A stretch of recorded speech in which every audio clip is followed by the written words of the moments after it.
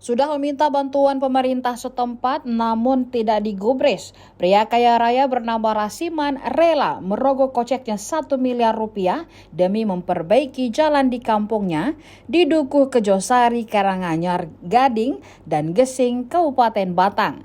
Pria yang dijuluki Crazy Rich Batang itu rela menggunakan uang pribadinya untuk melebarkan jalan di kampung halamannya sepanjang 10 kilometer. Jalan di desanya tersebut terlalu sempit untuk dilewati dua mobil dari dua arah, bahkan saat dirinya mengendarai mobil dan berpapasan dengan tukang sayur.